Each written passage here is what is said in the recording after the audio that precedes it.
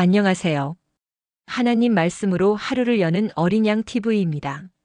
오늘은 창세기의 말씀을 통해 하나님과 그 관계의 시작과 회복에 대해 깊이 묵상하는 시간을 갖겠습니다.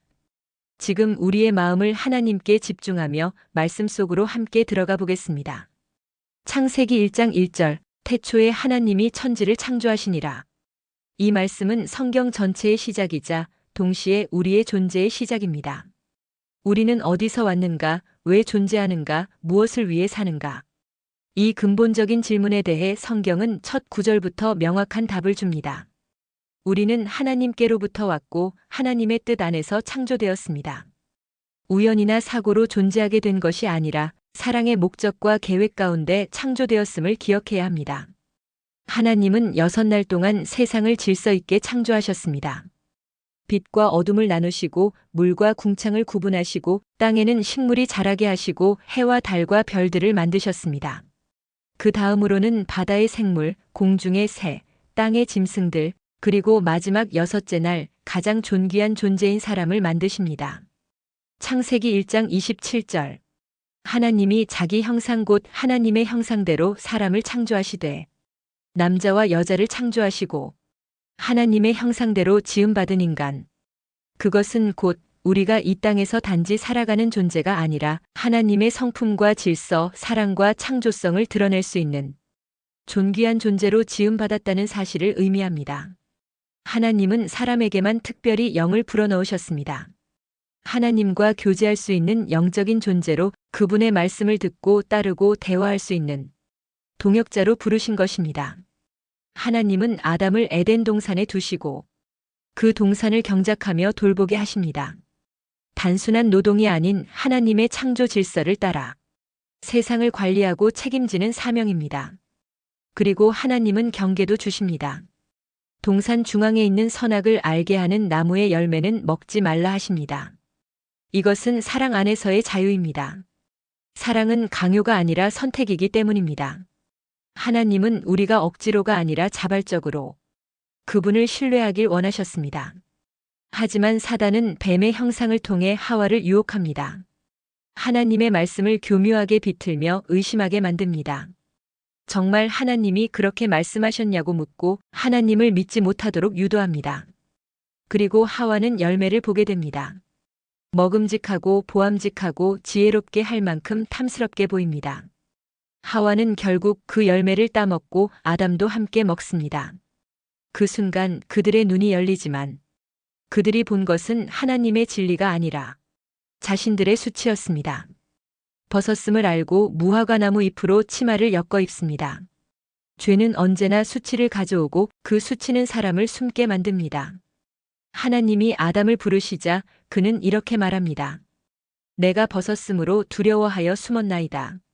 죄는 우리를 하나님과 단절되게 만듭니다. 하나님은 그 사실을 모르지 않으셨지만 직접 사람을 찾아오셨습니다. 아담아, 내가 어디 있느냐?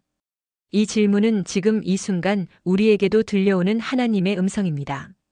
우리가 죄로 멀어질 때, 두려움으로 숨을 때 하나님은 우리를 포기하지 않으시고 찾아오십니다. 이것이 은혜이고 이것이 복음입니다. 하나님은 그들에게 죄의 결과를 말씀하시고 인생 가운데 고통과 수고가 들어오게 하십니다. 하지만 동시에 구속의 약속도 주십니다. 창세기 3장 15절. 여자의 후손은 뱀의 머리를 상하게 할 것이다. 이 말씀은 장차 오실 예수 그리스도를 예언한 말씀입니다. 죄를 이기시고 사탄의 권세를 무너뜨리실 구원자의 약속. 인간이 하나님을 떠난 그 순간에도 하나님은 구원의 길을 준비하고 계셨습니다. 그리고 하나님은 그들에게 가죽옷을 지어 입히십니다. 자신들이 만든 무화과 이 옷은 잠깐의 가림일 뿐이었지만 하나님은 동물을 희생시키고 그 가죽으로 입히십니다. 피 흘림 없이는 사함이 없다는 진리를 이미 창세기에서 보여주신 것입니다. 우리가 죄를 고백하고 돌이킬 때 하나님은 우리를 덮으십니다. 수치를 가리시고 관계를 회복시키십니다. 우리가 창세기를 읽을 때 단지 아담과 하와, 노아, 아브라함이라는 인물들의 이야기를 넘어서 하나님이 인간을 어떻게 보시고 우리가 어떤 태도로 하나님을 대해야 하는지를 배울 수 있습니다. 창세기 1장은 인간이 중심이 아니라 하나님이 중심이라는 것을 선포합니다. 하나님은 창조주이시고 우리는 피조물입니다. 그분의 뜻 안에서 살아가는 것이 진정한 자유이며 질서입니다. 이 믿음을 붙잡을 때 우리는 삶의 방향을 잃지 않습니다. 신앙의 첫 자세는 겸손입니다. 하나님은 창조주, 나는 피조물임을 인정하는 것. 이것이 신앙의 시작입니다. 아담과 하와의 타락은 단지 한 번의 실수가 아니라 말씀보다 내 생각과 판단을 앞세운 결과였습니다. 우리는 매일 말씀과 현실 사이에서 선택의 기로에 섭니다. 그럴 때 신앙인은 말씀을 기준 삼아야 합니다. 나를 만족시키는 것보다 하나님을 기쁘시게 하는 것을 선택하는 것. 이것이 순종의 태도입니다. 신앙은 지식이 아니라 신뢰와 복종입니다. 하나님은 죄에 대해 단호하셨지만 동시에 그 죄를 덮고 회복시키시는 분이셨습니다. 신앙은 죄 없는 삶이 아니라 죄를 깨닫고 하나님께 나아가는 삶입니다.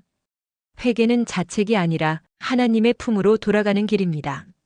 창세기를 통해 우리는 죄가 무엇인지 그리고 은혜가 무엇인지 배우게 됩니다. 창세기 3장 15절에 주어진 여자의 후손에 대한 약속은 수천 년 후 예수 그리스도를 통해 성취됩니다. 하나님의 약속은 느리게 이루어지는 듯 보이지만 반드시 성취됩니다. 신앙은 기다림입니다. 결과가 더디더라도 하나님의 시간표를 믿고 오늘 내 자리를 지키는 것. 그것이 믿음의 인내입니다. 죄로 인해 훼손된 하나님의 형상은 예수 그리스도를 통해 회복됩니다. 우리는 다시 하나님의 자녀로 부르심을 받았습니다. 신앙이란 나는 누구인가, 나는 누구에게 속했는가에 대한 분명한 정체성을 붙잡는 것입니다. 세상이 말하는 기준이 아니라 하나님이 나를 어떻게 보시는지를 중심에 둘 때 흔들리지 않는 삶을 살 수 있습니다.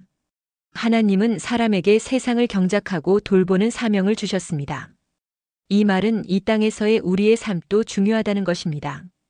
신앙은 단지 하늘을 바라보는 것이 아니라 땅에서도 하나님의 통치를 드러내는 것입니다. 직장과 가정, 관계 속에서 우리가 하나님의 형상으로 살아갈 때 우리는 세상을 변화시키는 도구가 됩니다. 창세기는 단지 인류의 기원이 담긴 책이 아닙니다.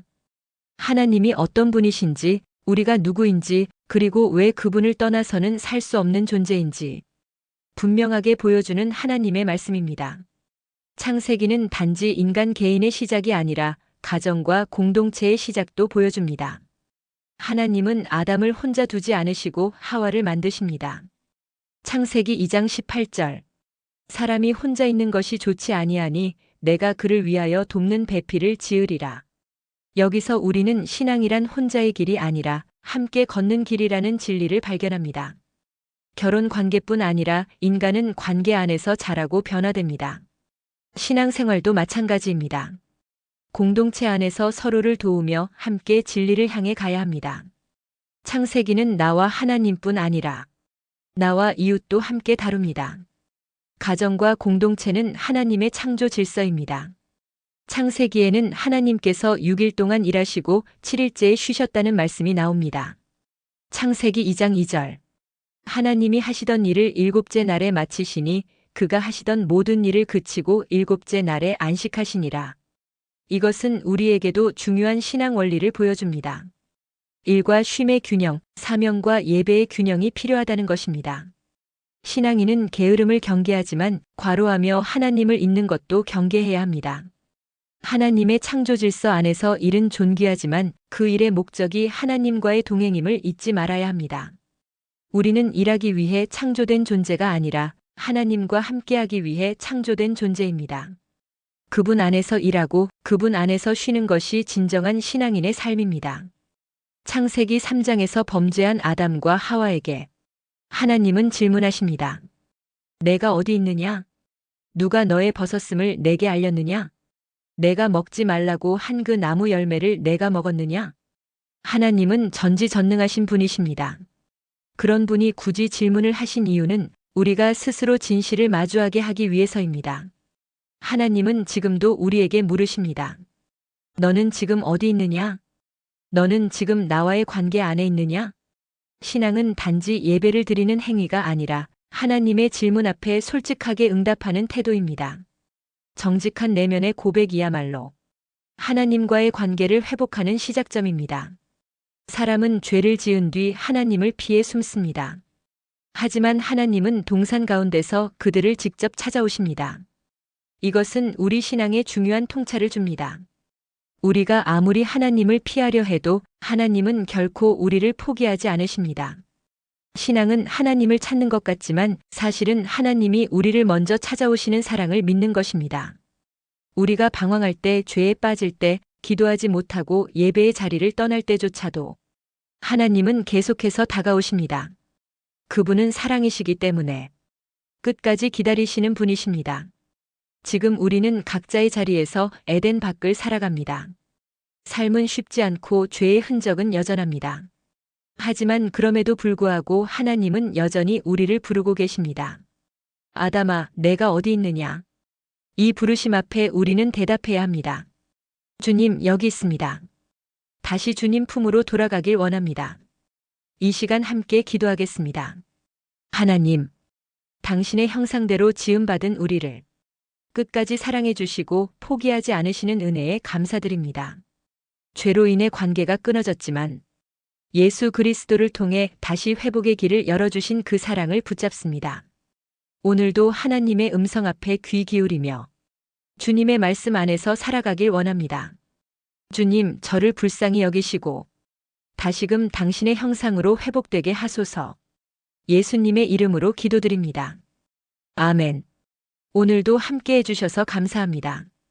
이 영상이 여러분의 하루의 말씀의 등불이 되길 소망합니다. 다음 시간에는 창세기 말씀의 또 다른 장면에서 하나님의 신실하심과 은혜를 함께 나누겠습니다. 평안한 하루 보내십시오.